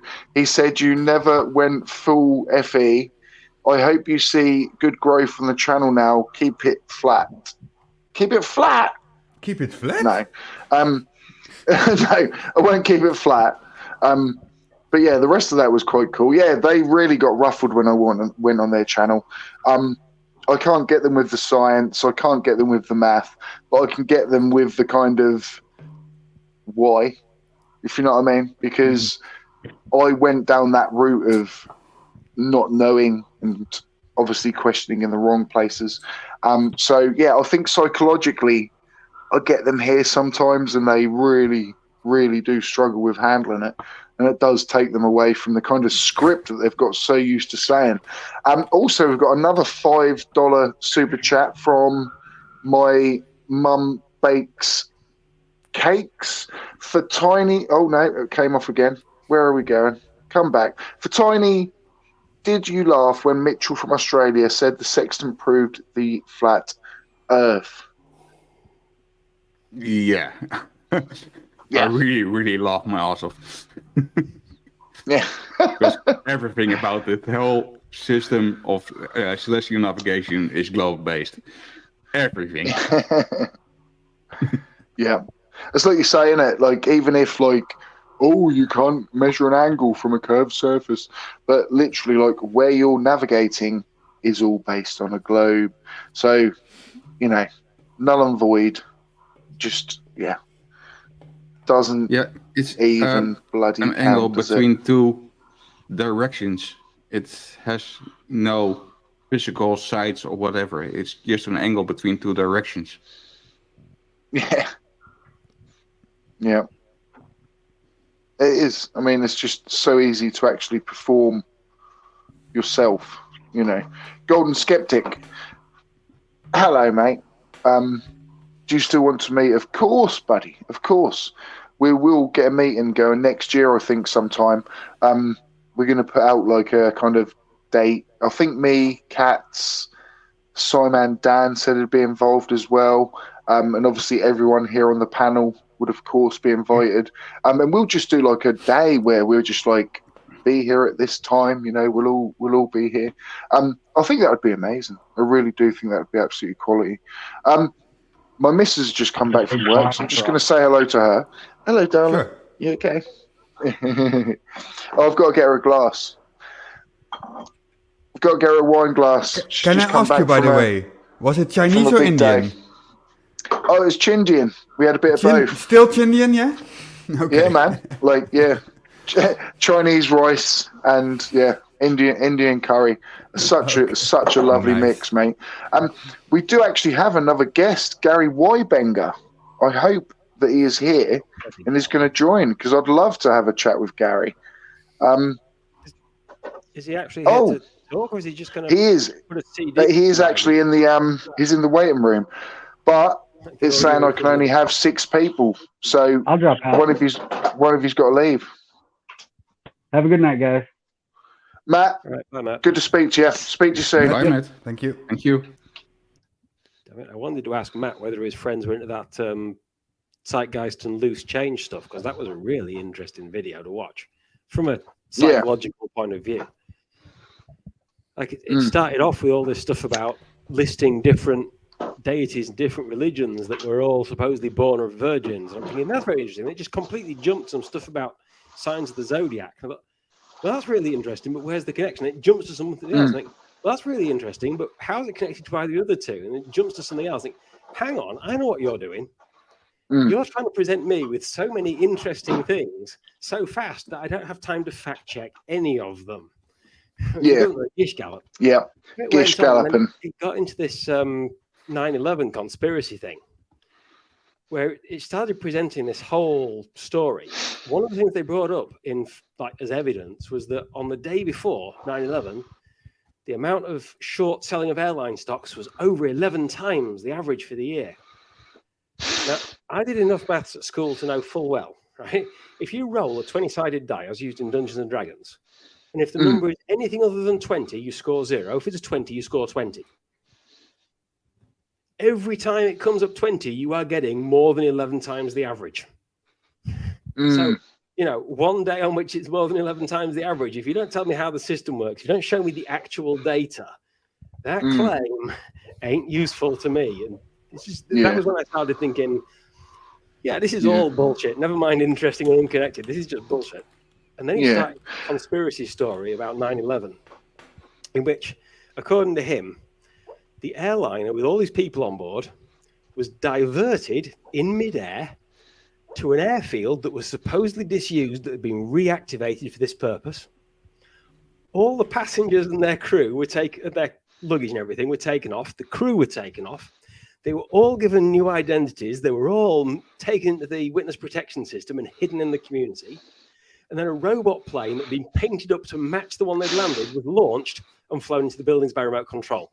So you got this conspiracy theory, which says, conspiracy idea, I wouldn't identify with the theory, says that a government that is perfectly willing to kill thousands of their own people by destroying a building while those people are in it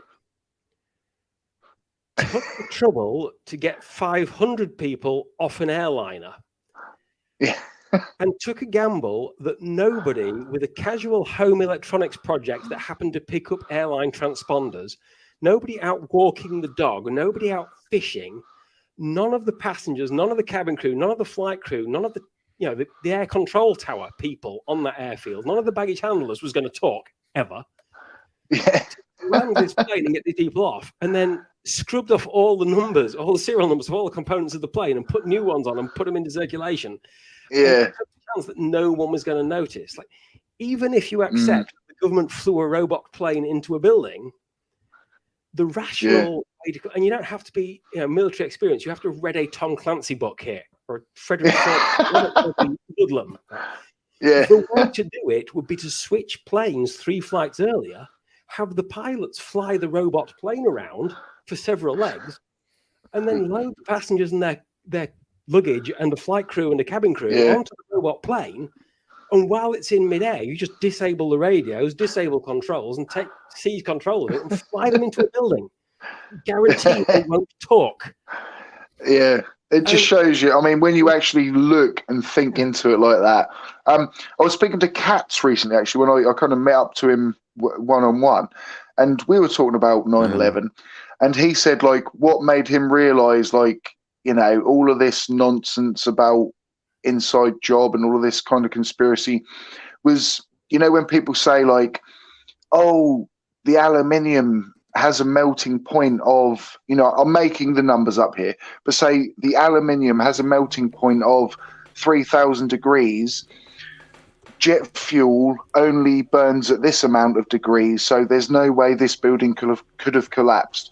But then what most people don't realize is a metal doesn't have to be melting. It doesn't. That's exactly it, Mr. 42. Metal doesn't have to be at melting point before it becomes compromised in strength, if you know what I mean. So it might only take this amount before this aluminium, that yes, it would take this to melt at this temperature, but it becomes compromised at this, and no one ever talks about or thinks about that. And also, sorry, I do have to just call out a FTFE super chat. Thank you so much, mate. £10. I hope Katz has mentioned it, or you've been in talks. FTFE is going to be on this channel tomorrow afternoon. I do hope so, and I do hope Katz has mentioned it. £10. STSC, please tell Dave he is supposed to be hiding out after committing murder the other day. Dave, why are you here? I know you're not showing your face. I was going to say, his camera's not on, so technically he is still hiding out. I had to hide FTFE in my cellar a few years back for the same reason. Dave and Dave and FTFE do create murder quite often. NASA moved me to the side of the ice wall.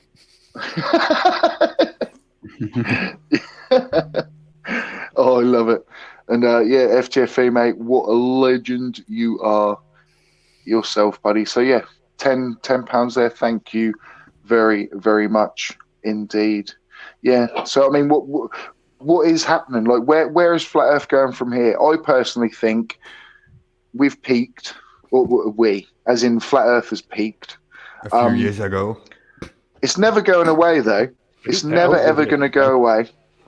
But I think we're here now, guys. Like, this is it. Do you know what I mean? Like, so thank you for being here. Do you know what I mean? Like, it's just like we are now the guys that are like, just, you know, whenever there's a little ember, throw that water on there. Just keep it from sparking up. And I absolutely love that.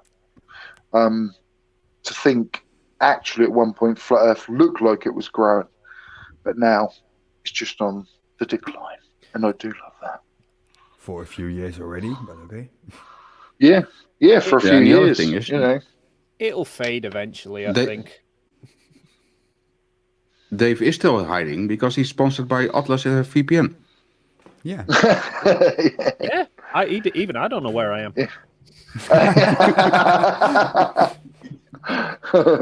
Were you in one of those planes on 9/11? I can neither confirm nor deny, but no. At the minute, from what I can see, Dave's in New Jersey, but I don't know. I've come to find Stacey. Yeah. Oh my God! Imagine that, like the visit of Cece. But Gary, sorry, we're all talking here. We have Gary Wybenger, mate. Are you here? Can you talk? Speak, man. Are you there? Gary? Gaza? He seems to be muted. Yeah. Do you want to unmute yourself?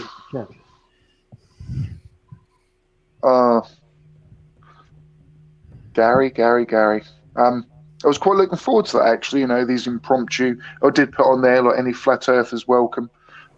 Because, just love a little chat. I think sometimes you get a little bit further when it's not labelled as a debate. So Gary. I'm here. Oh, he's unmuted. Gary. I wasn't right by my phone, so I was busy doing something. Thank you for jumping on, Gary. We often obviously have some bants and back and forth, but we are all human, as I always like to point out. So thank you for clicking the join, buddy. And please explain your horizon thing, man. Like it's got us all questioning things. Oh yeah, I'm sure it does. It's just a matter of foreshortened angles. Your angle to the surface, you're looking over it in a parallel plane, right? In a flat Earth model, not in your globe, obviously.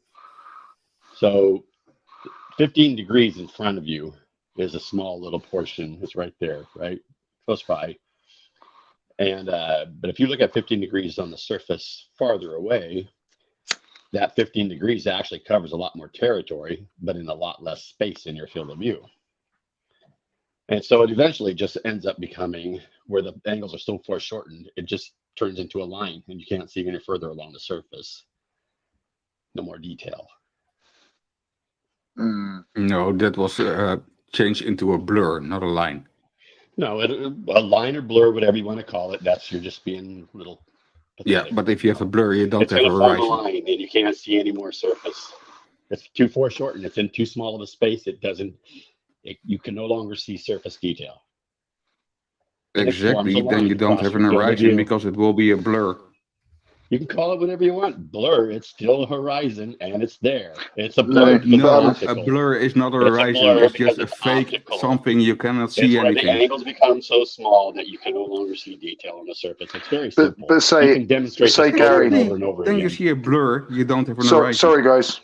But say Gary, mate, sorry buddy. But like say with a horizon, because you're saying, oh yeah, that could be blurred. But that's not what we witness all the time, is it? You know, so if it was always blurred, depends on how high above the surface you are, how far the horizon is. Yeah, obviously, if you're higher, it's much further out, and it's not going to be as crisp with your natural eyes, right? Yeah, but I mean, the majority of times, Gary, buddy.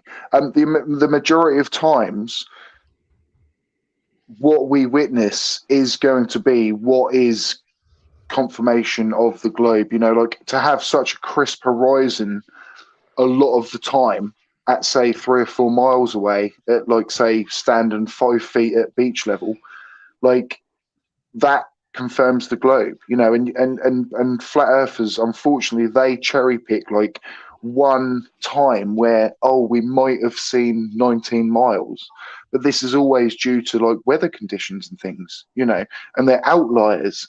They're never actual repeatable observable observations that confirm flat earth. You know, they just, we see slightly further than the globe predicts. You know, it's never we see as far as a flat earth would predict. Yeah, and the other thing is, if you go higher up in Gary's idea, then the horizon will actually be even farther away, so you would see it even less far away. But it works the other way around. Yeah. What do you think, Dave? Well, you say it's blurring in distance. Because you cannot see farther away. No, I didn't say you can't see farther away. It's just that you see even less detail further away. And so it's going to be a little more hazy, so if you go blurry, up, right? You the have distance more is more, you have more of everything so you will else. see it. It simply boils down to angles. Gary, why do we sometimes can see further from the same point if the angle doesn't change? It just depends on lighting, which direction the sun is reflecting off the surface, all those kind of things. How much detail you can see.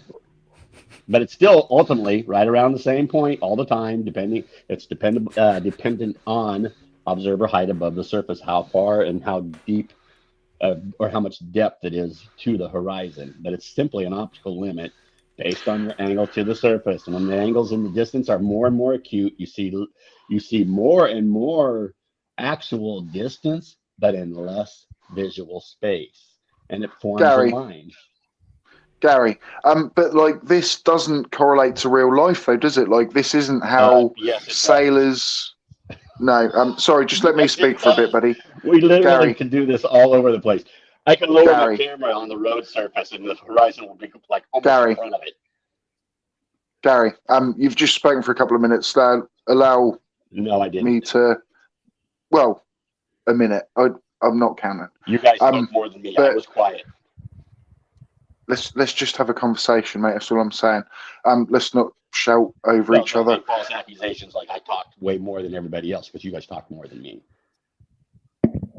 Well, let's just say we're both wrong and just carry on from now, okay? No, let's just have a chat. Not. You can believe that if you want, but let's just carry on and have an actual. You can play your timestamp. Listen, you haven't compared to you guys. Let's not worry. Go ahead, keep going. Stamps and how long someone's. Okay, I know you don't want people to look back and see how much actual time I talk compared to you guys. This is on how four. I got 4 guys here on the panel. 3, 4. Gary, please don't come on here and play victim. That's what you're literally doing right now. Is like you've come on here and going like everybody else when you guys talk more than me. All I'm saying, Gary, stop. All I'm saying is this is my channel and my stream, and I am in control. I know. So you can lie to everybody on it. No, because this is live, dude. This is live. I can't lie. And everybody here knows you guys talked more than I did. I talked very little. I kept it concise. I haven't even said a word yet. Yeah, like we're just trying to, Gary. Like I'm just trying to have a conversation. Instead of giving me a little lecture, go ahead and make your next point. Gary, I'm waiting for you to shut the anus under your nose and let SBST speak so that he can speak. All you gotta do is his continue channel, what and you I have want to to say. Gary, channel and speak first. But don't make a false accusation. Under your nose. Stop committing diarrhea all over the channel. Let the channel owner speak. How hard is it? Come on, Gary. What a whiner. Come on, let's all be adults here. Let's all be adults. Go. Mate. I'm waiting for your next thing, but you're just going to go on and give me another lecture now, okay? Go. Oh, dude. Well, I actually wanted to know what Dave's opinion of all this was, about your opinions of foreshortening and things, because this man, you know, knows about photography and things. So I'd just like to hear what Dave had to say. That was all. That was all I was trying to get at. So Gary, if you wouldn't mind, and listen to what someone else has to say. Well, I'm currently just still trying to fully understand Gary's point, because I don't want to be accused of straw manning him. So, Gary, are you basically saying that it's a limit to the angular size of things? As things get too small, they become imperceivable? Is that what your claim is? That's only a small part of the claim. My claim is the angle becomes too acute to see visual detail on the surface after a certain point. Right. What angle? It's just like where it's very acute. I don't know what angle.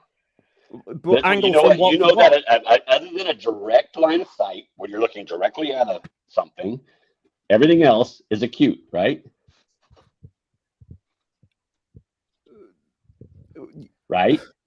You need two lines for an angle to appear. So where are the two lines pointing? If I'm looking at an object that's out to sea, what two lines are you referring to here when you say the angle's too small?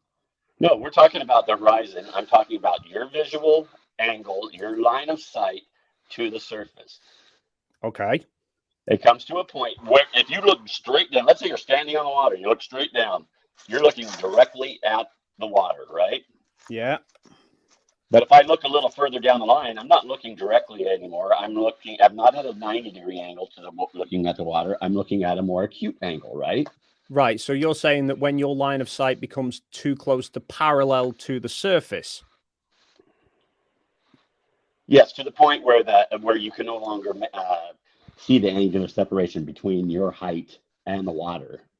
That's the Rayleigh criterion, by the way. Right. So why do we see planes reach the horizon then? You don't. When do you see a plane reach the horizon?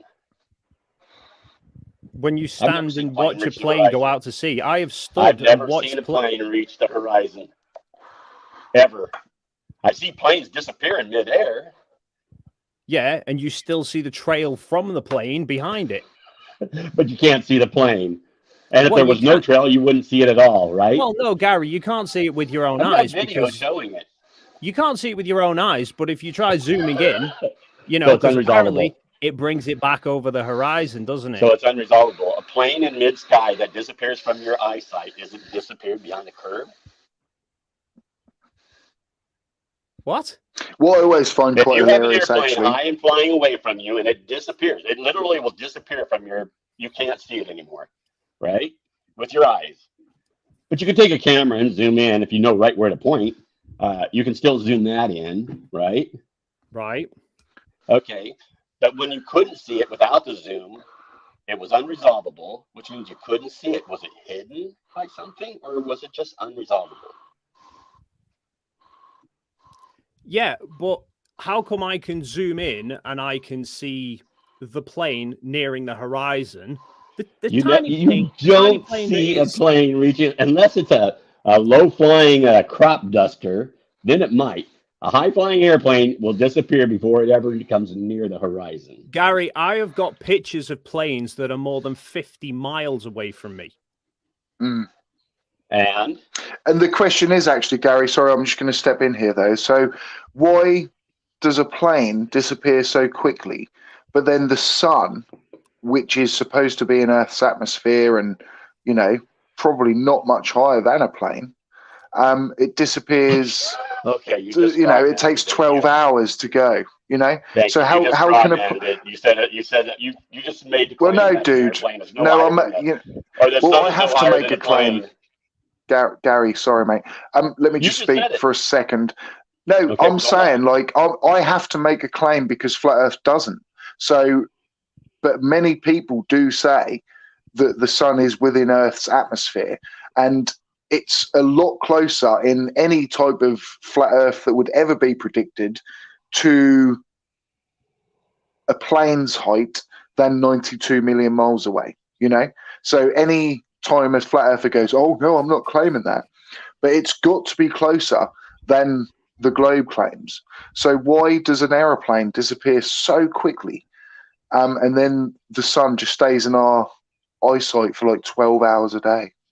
Okay, You because know. the sun is actually high in the sky. The airplane isn't even close to the height of the sun. Yeah, but the angles wouldn't work, dude, would they? For the amount of time that it spends in the Absolutely. If you sky. consider how perspective works in your field of view, it absolutely. Okay. Everything higher up will slant down at a steeper slant towards that visual line based on the height of the Gary? observer over the surface. Yes. Just on that point you just made there, that the sun is higher than a plane. So on flat Earth, you are on flat Earth. You are just. I just don't want to be accused of straw man in you here. The sun will always be higher than the plane. Yes. Yes. Right. So how does sunlight reflect off the bottom of a plane? It doesn't. Ah, okay. So where I've got a photo of the sun glistening from the bottom of a plane after sunset, how's that happening? It's just going straight into the sun. The plane is tilted up slightly, right? Just a little bit. What? Right? No. Is when you got the sun on the horizon, it's prospectively it's shining straight across, right? The plane is tilted slightly up because that's how they fly, right? Over the plane of the Earth, they have just a slight tilt up, which means you're going to get a slight angle to the bottom of the plane. No, dude. That can still not reflect an object that is physically higher than the plane. It's just not possible. Okay. We have stall barns with posts inside, and you can see the sun is limited. The sun can shine under a certain point of the barn, not on the roof, though. And Gary, though, we can see that happen with our clouds as well. So why does this happen just before sunrise and sunset? You know, like this doesn't happen throughout that whole time where the sun is closer to those clouds, but then suddenly at sunrise or sunset, the clouds I can see on the horizon get lit from bottom up. Like, how does that work? They don't. They literally get lit through because the red part of the light spectrum is the part that's reaching out the furthest, right? The sun's coming towards you. That's the furthest point it reaches. You don't have the blue light yet. That's why we have red skies. It's like, have you ever put a flashlight against your hand and looked on the other side of your hand? What color would that look like? What's that got to do with sunsets and sunrises? I'm making a point of how light works. If just go in a dark room, put a flashlight in the palm of your hand, and cover it up with the light on, and look at what color your hand looks like. What color will it look like? What color will it look? I'm asking him a question. What color will you see? No. Doesn't matter what color I would see, dude. No, it doesn't matter. It's a red spectrum light. You're going to see red. Your hand is going to be a nice bright reddish orange, where the light is trying to shine through, but it can't. Same with the sun on the clouds. I love this actually from Eduardo Ferrero actually. Sorry, I just had a quick super chat there, mate. $5. But I think it's very, very a good poignant point. Professionals and measuring land check their manual. They're correct for the globe. Why? Land equals money. Do you know what I mean? Okay. Like, this is what really land comes down to, isn't it? Is like, what money is it worth? And it's going to be significantly different if the Earth is a globe or if the Earth is flat. Do you know what I mean? So again, very good point there, Eduardo. And thank you for the super chat. There's just so much that just doesn't work out for flat Earth. In your mind, obviously it doesn't, but it does. Well, no, I mean it's factual. What light comes through your hand in the dark when you have the flashlight in the palm of your hand covered up? What will you see? What color? So the clouds are full of blood, or what? What is your absolutely nothing to do with. What are you trying to say, Gary? No. You are just talking BS, really. Yeah. I'm saying it's the same exact thing that happens with the sun shining over the clouds, and the red spectrum is the one that has the longest length. And it happens with your hands because there's blood and stuff in your hand that's not in the clouds. No, very simple. Your hand isn't like solid blue. You are just making up. Yeah. If you're shining at light, the moment, it works for me. I made a video with this in it, and I also used a cotton ball, and the cotton ball did the same thing. Red. Yeah, but bro, I with mean, a little dark part on the bottom at the same angle as the lights coming through the cotton balls. Did it include rubber Gary. bands? No, clouds not you that see one. up Rubber there. bands, though, actually were quite smart. Actually, all Those- they demonstrated was how the visual angles to separate or different parts of a building are not all equal in space. That's why those if you draw a fluffy white 15 clouds degree, you see up if you there draw that a look like 15 degree wood line are not actually from made your of cotton wool. ground level to a building, just 15 degrees up on the building, and you draw another one 15 degrees up from that one, which one is going to actually cover more distance on that building? no, dude. Like even on a flat Earth, like on a flat Earth, the sun wouldn't even set. This is just measuring from your position on the ground to a building that's fairly No. nearby, where you can see all the angles nicely. A 15 degree angle to the bottom of the building, and then go another 15 degrees up on the building from that first one hit, and tell me where the next 15 degrees, which one is going to cover more distance on that building. Gary, we know what a fucking tangent of an angle looks like. We can all type. Okay, well, can someone just answer the question? Can somebody answer the question? You just said, Gary. You just said though, like we can see all the angles nicely. But then you're saying, yes. but this one angle, we can't see that. The rubber band like, showed us they're not all equal. Like 15 degrees on that on the side of that building is not equal at all points. 15 up higher on the building is going to cover more space of that building, but in less space in your field of view. Mm-hmm. You're invoking. And you could just draw the angles to it. That's what the rubber band did. It was just It was just a simple way of not having to draw them all out constantly. No.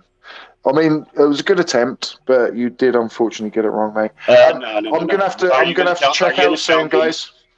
Are you going to tell me that that wouldn't be different? The 15 degrees wouldn't be different higher up on the building than 15 degrees of angle to the lower part of the building? You're talking shit, Gary. That's what I'm going to tell you. No, you can actually just draw this out very simply, and you will see I'm correct. Again, that we can all Google y equals tan x. And 15 degrees, let's just like 15 degrees to the sky. Which are showing 15 degrees straight over your head is less actual distance than 15 degrees farther out on the horizon, towards the horizon of the sky. But it's a parallel plane, and just like a vertical building is basically a parallel plane. When the sun was clearly below eye level from the top of that mountain. The sun is not below eye level. You guys don't understand parallax, do you? The clouds close by look like they're higher than the sun on the horizon because they're close by.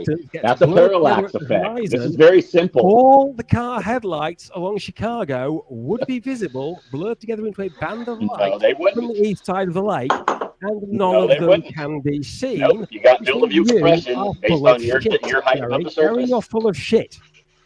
Nope, I'm exactly correct. I've got all kinds of videos demonstrating all these things perfectly. Right. All the headlights from Chicago would be visible on the east side of that lake. And all the maybe if you draw it in an orthographic drawing, which isn't actually how we see, you might have a point, but you don't have a point because we don't see an orthographic. So nice try. Go back to the drawing board. You have a limit based on your height of what you can see on the surface. And what's the next thing above the surface? Listen. The very next thing above the surface have a limit, then also the further out they go, that's limited also, just like the ground was. Will appear. I have written a program that calculates where in your field of view a particular point in the landscape will appear, based on flat and based on a globe and based on a globe with a certain amount of refraction. I have used that to predict the view from Southport Beach, past Blackpool Tower, to the Lake District. Of the three predictions it produced, globe with refraction was the one that matched the actual photograph we had. It's also refraction and gravity are the globies version of duct tape and but not the coastline of the Isle of Lundy. And it's the one that matches the view southwest from Marbella, showing the summit of Jabal Musa, but not showing the lower peaks and not showing the coast of Algeria or Tunisia below it. Because the globe, angular compression and Rayleigh criterion, and your flat Earth bollocks is bollocks. Angular compression and Rayleigh criterion effects. You have a limit. That's what you I've call also it. made a Vanishing. video You about call the it Rayleigh vanishing point. I call it the criterion. vanishing zone. You simply have a limit on the ground what you can see, and something that's a foot higher than the ground is also going to have that limit then, and then something 2 foot a little further, something 3 foot a little further, where you can't see them But above the ground either. there's no Because evidence their of that angular though, sizes Gary. become too small to see as separate. Distinguish two It's the light same sources. exact thing, and I Rayleigh can demonstrate criterion it literally limits your over ability and to over. distinguish Guys. two light sources. The Rayleigh criterion is a limit on the angle you can resolve between light sources. If you are looking at a black object against a bright background, the bright background will be spread out over your film or your sensor and will blur out the dark object. The silhouette of an antenna mast or a tree on the horizon will be lost when it gets below a certain angular size. But if that thing is lit up, if it's a Christmas tree, if there's a floodlight on it pointing at you, if it's a lighthouse, if it's the headlights of a car driving on the Chicago waterfront at night, the light being spread out on your sensor or film doesn't prevent the light creating a bright spot in the image. You can still see it.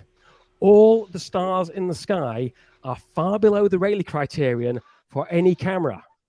You can still see them because they are bright. So all those lighthouses in France would be visible from North America. All those headlights in Chicago would be visible from the east side of the lake.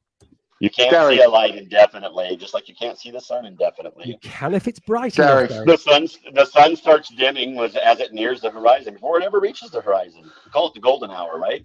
Where we like to take photography. Gary, There's really more nice and soft. atmosphere in the way, Gary. But the sun Gary, actually will you reaches the horizon, which it wouldn't if the Earth was flat and the Earth was at a constant. The sun was at a constant. You have a limit on the. You have a limit at the center of your line of sight. I've actually done the You're looking mathematics. straight forward 90 degrees, You parallel dropping out to the of school surface of age the ground. 13 doesn't mean Called the I vanishing can't do the zone. mathematics It's to a very calculate real the sun thing. would never touch the horizon. It's all if the Earth optical. was flat. Right, guys. Really, I'm cutting in. Gary. Right. I'm gonna have to end the stream fairly soon, guys. It's been amazing though, the little back and forth between you two. So how about let's get a debate? Like, let's set up a debate, Gary and Sable Eagle. And you know, sometime early next week, I'll happily moderate. I'll happily sit here and moderate and get you two guys chatting and having a proper debate between each other, because I'm not just ending this because it's like, oh my god, I actually was quite enjoying that, but I also would like to do like a little round table and just, you know, so everyone could just say a quick 30 seconds and a goodbye. But then I am gonna call the stream, guys. Thank you everyone that sent a super chat. It means so much. It's really amazing. Thank you all. But Mr. 42, and then I'm going to go round. Let's just say our goodbyes. And like I say, Gary, Sable Eagle, I would love to moderate a debate between you two, and I'd set it up and make it really fair and give you both the opportunity to have your moments. So, give a message, leave a comment or something, Gary, if you want to get your point across, and I would love to moderate that. But Mr. 42, yeah, how are you? And we're now signing off, mate. That's fine. Subscribe to my channel. The link is on top of my head, and don't panic. Quality. Love you, man. Sable Eagle. Be excellent to each other and party on, dudes. Party on, man. Party on. Tiny Captain. Yeah, it was nice to actually be able to join for time, and I hope I bring out some new videos soon. It's always good to see you, mate. Always good to see you. Thanks. Dave? It was nice to stop by. Thanks for having me. I may try and pop in again at some point, but for now, I'm going to go and get some aspirin. And